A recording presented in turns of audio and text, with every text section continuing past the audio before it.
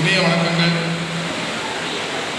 வேலூர் பார்வையற்ற பள்ளி முன்னாள் மாணவ சங்கத்தின் சார்பாக இங்கு நடைபெற்றுக் கொண்டிருக்கும் சர்வதேச மாற்றுத்திறனாளி தின விழாவினை வரவேற்று பேசிய நம்முடைய வேலூர் பார்வையற்ற பள்ளி முன்னாள் மாணவ சங்கத்தினுடைய செயலாளர் திரு சங்கர் அவர்களுக்கும்,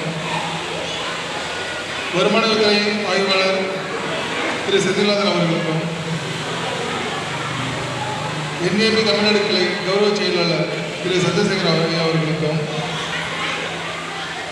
வேலூர் பார்வையற்ற பள்ளி முன்னாள் மாணவர் சங்கத்தினுடைய தலைவர் திரு முருகேசன் அவர்களுக்கும், வேலூர் பார்வையற்ற பள்ளி முன்னாள் சங்கத்தினுடைய துணைத் தலைவர் திரு சுந்தரமூர்த்தி அவர்களுக்கும்,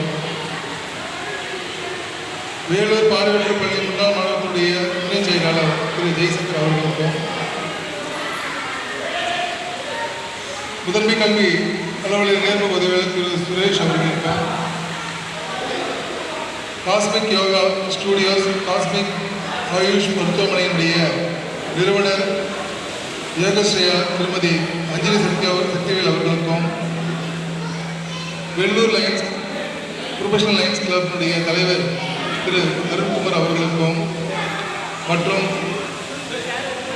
நம்முடைய மேல்மனு தலைமை ஆசிரியர் திரு யோகானந்தா அவர்களுக்கும் மற்றும் நன்றியுரையாக உள்ள வேலூர் பார்வையற்ற பள்ளி முன்னாள் மாணவர்களுடைய சங்கத்தினுடைய பொருளாளர் திரு கண்ணா அவர்களுக்கும் மற்றும் இங்கே வந்திருக்கும் அனைத்து சங்க உறுப்பினர்கள் மற்றும் பார்வையாளர் அனைவருக்கும் என்னுடைய அன்பான வணக்கத்தை மீண்டும் ஒருமுறை தெரிவித்துக் கொள்கிறேன். மாற்றுத்திறனாளி திருவிழா அப்படிங்கிறது ஒவ்வொரு ஆண்டும் டிசம்பர் 3ஆம் நாள் கொண்டாடப்படக்கூடிய இந்த விழாவானது இன்று அதன் முன்னிட்டு நடைபெற்றுக் கொண்டிருக்கிறது.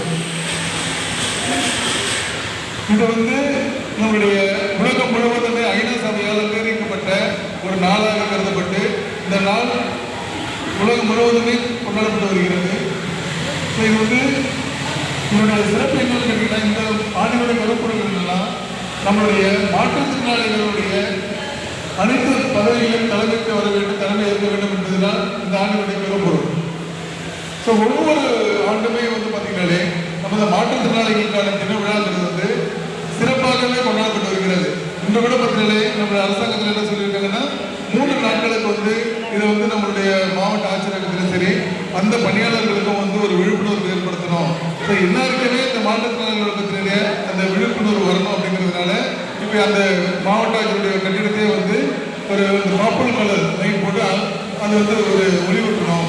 ஸோ ஒளிவூட்டும் போது மற்றவருடைய கவனங்கள் ஈர்க்கப்படும்.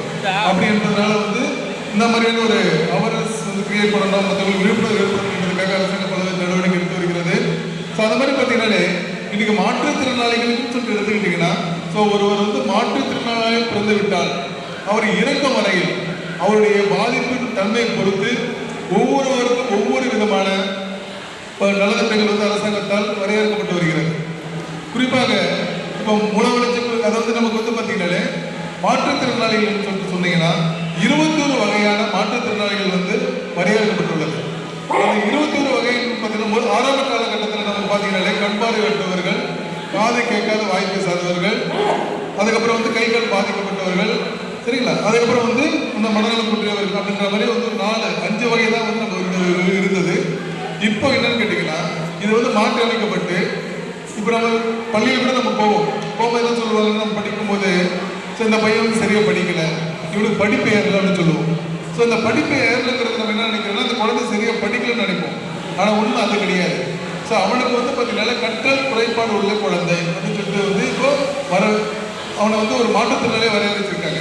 ஸோ இப்படி என்னன்னு கேட்டிங்கன்னா, அதே மாதிரி ஆசிட் தீக்காயங்கள் பட்ட உடனே அவனுக்கு ஏற்படுற காயங்கள் அவனுக்கு மாற்றுத்திறனாளி, தொழுநோயால் பாதிக்கப்பட்டவங்க, இப்போ கண் பார்வையிலே பார்த்தீங்கன்னா உங்களுக்கே தெரியும், முழுமையாக பார்வை இழந்தவர்கள், அதுக்கப்புறம் குறைவாக பார்வை உடையவர்கள், சரிங்களா. இந்த மாதிரி அந்த வகைக்கு தகுந்த மாதிரி 21 வகையான மாற்றுத்திறனாளிகளை வரையறுச்சிருக்காங்க. ஸோ அந்த 21 வகையான மாற்றுத்திறனாளிகளுக்குமே அவங்களுடைய பாதிப்பு தன்மை பொறுத்து அவங்களுடைய நலத்திட்டங்கள் கொடுக்குறாங்க. இப்போ மூல வளர்ச்சி இல்லாத ஒரு குழந்தை, அந்த குழந்தை பார்த்தீங்கன்னா பிறவிலிருந்து மூல வளர்ச்சி இல்லாமல் இருக்கும். ஸோ அந்த குழந்தையால ஏதாச்சும் பணிகள் மேற்கொள்ள முடியுமா, அவங்களே பார்த்துக்க முடியாத ஒரு சூழல் தான் என்ன பண்ணுறாங்க, அவங்கள மாதாந்திரம் 2000 ரூபாய் கொடுத்துட்டு இருக்காங்க. ஆனால் இப்போ இதே கை கால் பாதிக்கப்பட்டவங்க இருக்காங்க. ஸோ கை கால் பாதிக்கப்பட்டவங்களுக்கு வந்து எல்லா நினைவுகளும் இருக்கும். சரிங்களா? அவங்களால வந்து அவங்கள வந்து பாதுகாக்க முடியும், பராமரிச்சுக்க முடியும். அதுக்காக என்ன பண்ணாங்க கேட்டீங்கன்னா, இப்போ நம்முடைய தாலுகா ஆஃபீஸில் 1500 ரூபா கொடுத்துட்டு இருக்காங்க.